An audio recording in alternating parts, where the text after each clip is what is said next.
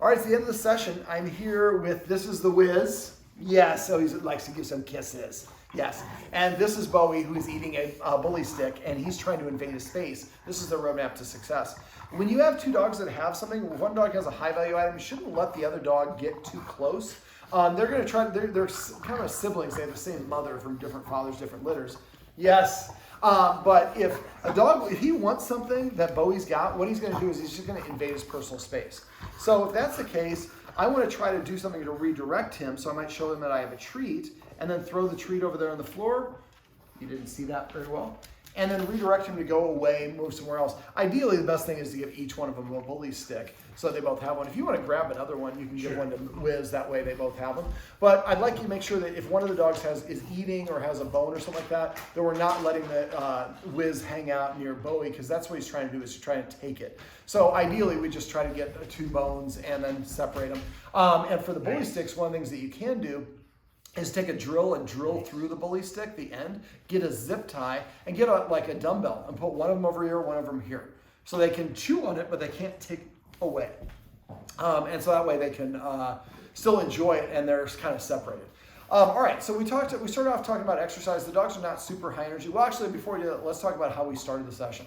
So I set, Bowie is the one who occasionally nibbles people's fingers and gets excited and a little territorial. Wizard is just super excited, and he feeds off of Bowie's excitement. So what we did is when I arrived, I set up a trail of treats outside the house, and then I parked in the driveway, and I was sitting on the ground away from on the other side of my car, so when he came out, he couldn't see me. He got all the treats, and the treats are like $100 bills. So if I give you a bunch of $100 bills, you're probably going to be in a good mood whatever what happens next. And so that was kind of what happened. He came up to me, he sniffed me a little bit, I offered a couple treats, we went out for a little bit of a mini walk, literally like a 1.5, 2 minute walk, and he was completely relaxed and comfortable. We came in the house, and then Wizard was here and met me, but because Bowie wasn't all crazy, Wizard's energy was awesome. And so the guardian, I think she said they both did amazing jobs, much better than they normally do. So if you can kind of start doing that and setting up for success, we can also exercise them first, and that'll even amplify the benefits even more. But so if we meet outside, there's a lot of escape routes, there's distractions, and then we get all those treats. He's in a pretty good mood when he meets people. He's not excited, and I think that a lot of the nipping and nibbling has come from when he's been too excited. All right, so exercise. Walks, let him sniff. Play tug of war, play fetch. When you're playing fetch, play fetch with the ball, and don't play tug of war with the ball. If he wants to play tug of war, another great way to burn energy, do that with the lobster or the rope toy or anything else like that.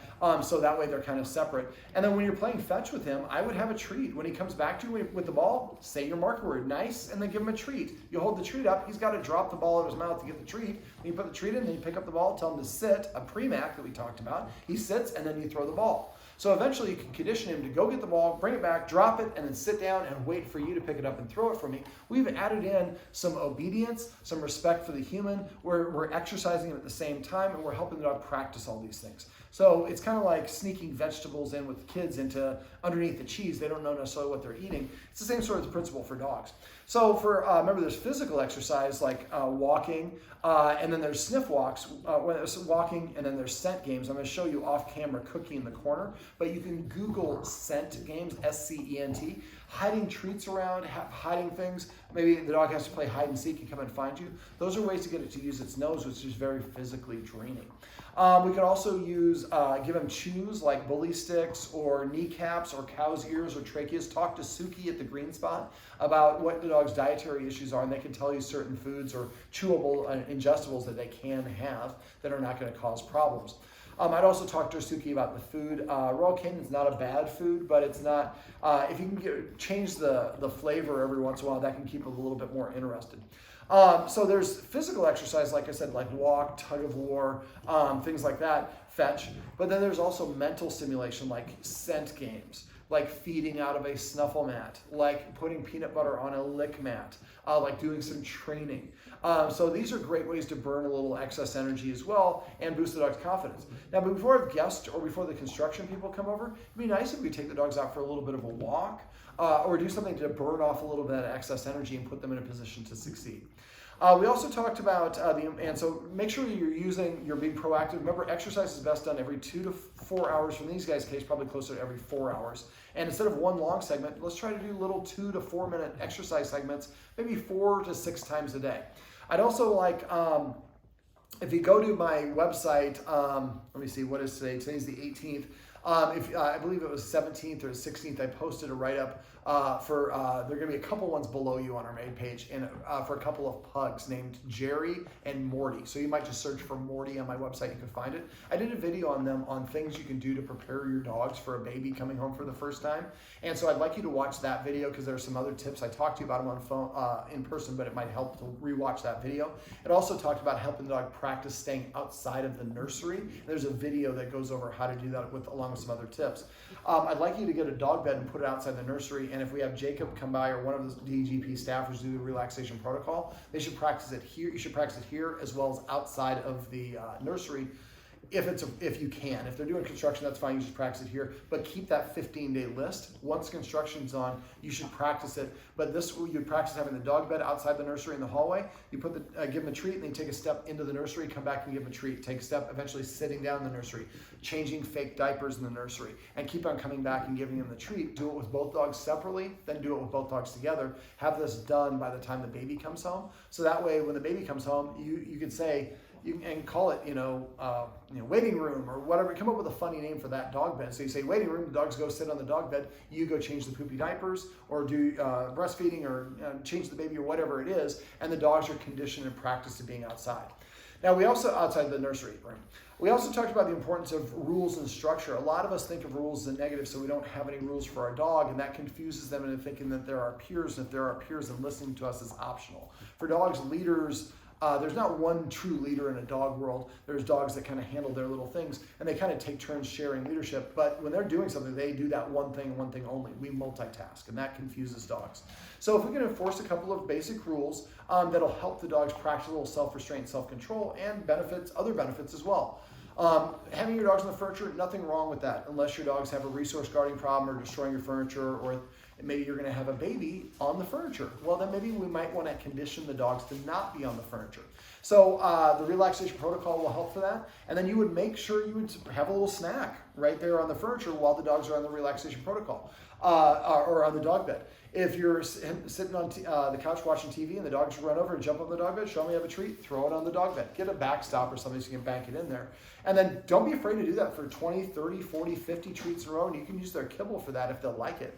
And then eventually the dog will just start lingering in the dog bed. And when Jacob comes by, you can ask him to show you how to help practice that. But on the dog bed, leave treats. Every time they get a new toy, they should find it on the dog bed. You might also, if you get a bigger dog bed, get a dumbbell. Do you guys have dumbbells by chance?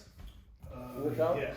So get like a 12-inch bully stick from the green spot, drill a hole through the back of it, get a zip tie, put one dumbbell on this side of the dog bed, put one dumbbell on the other side of the dog bed. Where can I chew on the bully stick? Only on the dog bed. They can't leave it because it's anchored there. And that's going to help them practice being on the dog bed instead of being on the couch. So we're just creating positive associations, but it's important the dogs practice this for a couple of months before the baby comes home, so that's not a new behavior, and they don't resent the baby comes and now I'm not allowed on the couch. I look at it as a punishment as a dog. No, I just condition them over here, and then the baby comes later, and we've set them up for success. I also, before I forget, I would highly recommend that you guys find a dog walker and get them enlisted about 2 or 3 weeks before the baby's going to come. I'd probably do it like a month before, just an introduction, in case the baby makes a sudden surprise early appearance or something like that.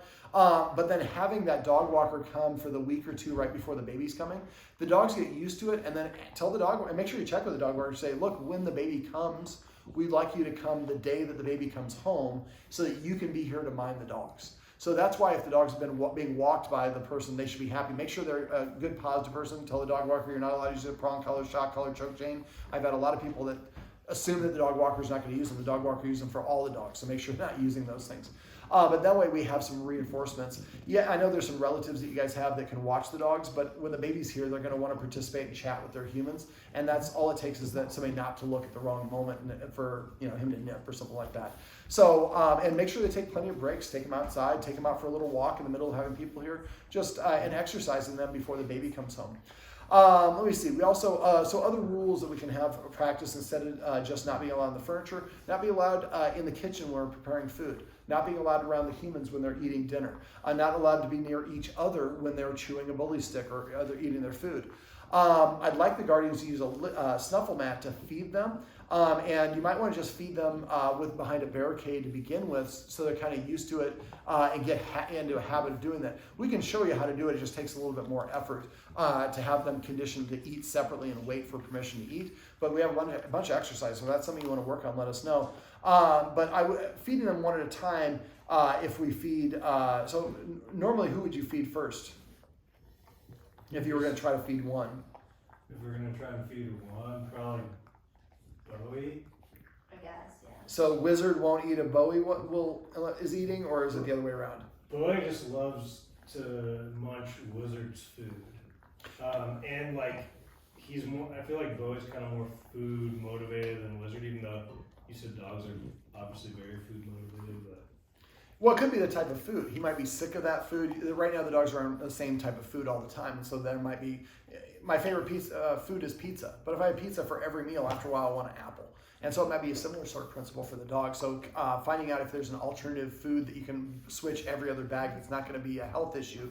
And Suki will give you some good pointers for that. But let us know if you want to work on teaching them to sit and wait for permission to eat. But worst case scenario, you just get us 2 snuffle mats, put them on different rooms, or put a barricade between them and let them kind of eat their thing. And that way we don't let them done until all the food is gone. Let me see. We also went over the importance of Premax. Premax means a less desirable behavior earns me a more desirable. So I go to the door, I tell them to sit. They have 2 seconds to sit. And not just for the door, but for everything. Make sure you're not repeating commands. The more you repeat it, the less they're going to listen to it. And if you say it enough, they will stop listening for that word completely.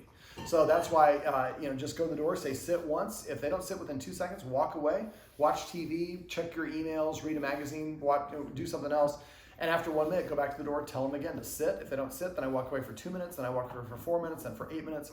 So you're just saying sit at the door that's how I will, the only way I'm going to open the door. And eventually they'll sit at the door to ask to go out. And I would do it eventually both directions. When they're playing fetch, again, you have to drop the ball before I pick it up. And eventually you have to sit before I pick it up. You have to sit before I put the leash on. You have to sit before I invite you on the bed, or before I'm going to pet you, or whatever it is. So try to incorporate as much of that as you can. And remember, it's not being mean, but the more that they listen to you and respond to you and are rewarded for doing so, the more they're likely to do that. It also helps them to feel a little bit more confident in your leadership to provide them a safe environment, so they don't have to go bark at everything that walks by or sweat the construction guys when they come in the house to sweep or mop or whatever it is. Now, the video above shows you that kind of engage, disengage, a little bit of a counter conditioning exercise. So remember, if Bowie reacts, that means we're too close, or whatever the activity is too intense. So you might want to ask them. The guy that we had helping us was super nice. Hey, can you sweep a little bit slower? Can you take a couple steps away? But eventually you want to get them closer and closer. And if he can't, if he's got to work close to the edge of the fence, move a little further away yourself. And I would recommend getting some baby gates for that, because it's just a lot easier than every time they get through that fence, they're going to be continuing to try to go through that fence. We also went over, petting with a purpose and passive training. Petting with a purpose. If you want to pet your dog, or your dog is asking for attention, jumping up on your, pawing at you, standing on your knee, or whatever it is, you tell the dog to sit or to lie down. If it's already sitting here, tell it to sit here or here. If it does sit, say your marker word nice, and then pet it here, here, here, here, as much or as little as you want. If you get done petting them and they do it again, repeat. They do it 2 or 3 times in a row, they're saying, I'm bored, I need some exercise. Pull out a lick mat, get a Kong filled with peanut butter, get them a Chewy or something like that, get them some exercise, get them something to do. And then basically after a while, the dog will start sitting to prepay for the attention. When it does, make sure you reward that, otherwise they're going to go back to the others. And then use the watchword of paycheck. If you suspect someone's petting without a purpose, they say paycheck, you stop. Even if you did it right, tell the dog to sit. If it sits, you say nice, then pet, and you can tell your partner, actually, I forgot, or I did it right, but thanks, I do forget to pet without a purpose. So that is a habit it'll take you a couple months to get into. Even if you want to pet the dog, though, tell it to sit.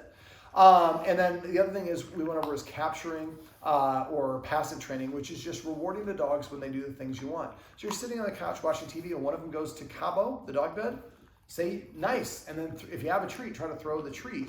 Every time they come to you, nice, and pet them. Every time they sit down at your feet, nice, and pet them. Every time they lay down, nice, and pet them. Start to pee or poop, nice, at first when they start to poop, and then you say at the end, and then give it a treat. Now remember, after you say your nice word, everything between the time that you say that and when you give the treat is possible to confuse them, and that's what they're getting the treat for.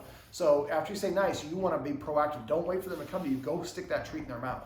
By the time you've seen this, you guys have already primed and loaded the clicker. So after this, I want you guys to grab those treats, walk around the house, each dog separately, say nice, give it a treat, walk to the next room. You only have to do that maybe with 10 treats with each dog, maybe 3 to 6 times, and you probably should never have to deal with that again. Now at that point, the dog hears nice and thinks, I did the right thing, I'm about to get a treat. So try to use the word nice as often as you can when they're doing the right thing. Now remember, for going to the dog bed, if I throw a treat to the dog bed to lure the dog to get there, I throw the treat, and as soon as I see the dog walking the dog bed, I'm gonna sneak in the cue because I know it's going to the dog bed. So I say Cabo, then when it puts 1 or more paws on the dog bed, I would say nice, and then it gets the treat. Eventually, I would want to have more stringent criteria. I throw the treat on the dog bed, and I don't say nice until all 4 paws are on the dog bed. Then it gets the treat. That's why the other benefit of having a little bit of a bigger dog bed, so there's more distance they have to travel. They get all 4 limbs up on the dog bed. So you're going to say your marker word the instant the dog does the thing, unless the thing that they're doing has a duration. If that's the case, then we're going to say the marker word at the conclusion of that act. So if the dog starts to pee, we wait for them to finish peeing, and then say nice, then get that treat into their mouth. Now the video above, this one is on the counter conditioning exercise. I would try to do that. I would try to ask the construction guys, hey, are you going to be doing anything inside? What time are you going to do it? And try to schedule it. Exercise the dogs a little bit first. Try to get Wiz somewhere else so you can work with just Bowie. And I would probably work with Wiz on it too, but work with them separately. But try to dovetail it into with your the workers, and just ask them. I promise you, the workers will be more than happy to help out because it's a little reprieve from the work, but it also means that the dog's not going to bark and lunge at them. And so that's going to make them feel more relaxed. And the more the dogs get to know and the people and get treats with them, the less likely they're going to bark them because they're not seeing them as an outsider. Let me see. Am I forgetting anything? Is there anything else you guys want me to go over? Yes, I'm going to pull you back here because you're going to go try to get that bully stick from your partner, but he's still chewing on it, and he's your buddy. You got to let him have it. There we go. Yeah. So last thing I just forgot, positive interrupter. So got their attention, both of their attentions. So that's a long smooch. It's not a... Yes. So if they're doing the wrong thing, then make the positive interrupter sound. And when they look at you, hold up your hand like this, like you have a treat. Look at him. There's a bully stick on the ground. But right here. And I can lure him into a sit by going like this. Yes, or nice. And then I pet him under his chin. I guess Bowie's just a slow chewer. Well, this is Wizard, and I don't know if you can see it in the foreground, but that's Bowie, and this is their roadmap to success. Remember, when it comes to dogs, everything you do to train... let me try that again. Remember, everything you do trains your dog, only sometimes you mean it.